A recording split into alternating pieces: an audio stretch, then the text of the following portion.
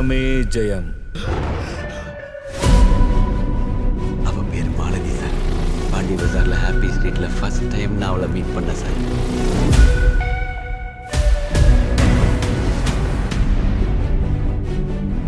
இப்படிதான் சார் கூரையே பார்த்து பேசினுக்கிறான். கேட்டா ஏதோ குரல் கேக்குதுங்கிறான். ஆனா எங்களுக்கு ஒன்றும் கேட்க மாட்டேங்குது. இல்லையே, எனக்கு கேக்குதே. உங்களுக்கு தெரியாத எதையும் அந்த வாய்ஸ் சொல்ல முடியாது. பாவம் வீரனுக்கு தெரியவில்லை, இதை எந்த மருத்துவத்தாலும் குணப்படுத்தவே முடியாதென்று.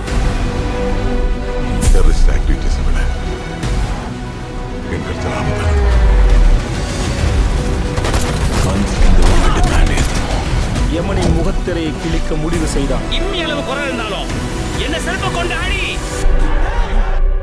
என்னப்பா இப்படி அவசரப்பட்ட? நாளை பின்ன உன் தங்கச்சி சேஃபா காலேஜுக்கு போயிட்டு வரணுமா? இப்படிப்பட்ட வாழ்க்கை வாடுறதுக்கு நாண்டுகிட்டு சாகலாம்.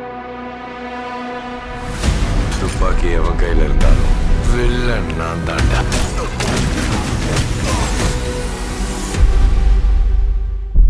எழுதி வச்சுக்கடா, உன் சாவு என் கையில தான். வீரனுக்கு புரிந்தது, தப்பிக்க ஒரே வழி யுத்தம். நீ மென்டல் பேஷண்ட் மெடிக்கல் மட்டும்தான் சொல்லுது. ஆனா இங்க நீ மட்டும்தான் நார்மல்.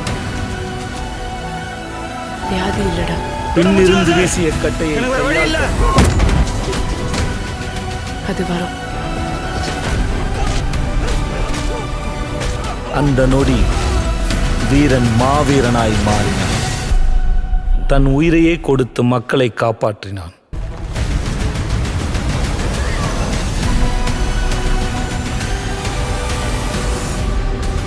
அந்த கடலோர தென்றல் காற்று வீச வீரனின் விளையாட்டை அவள் வாஞ்சையுடன் ரசித்துக் கொண்டிருந்தாள். எவர் வச்சுக்கிட்டு இருந்தா? யோ, கதைக்கு வாயா.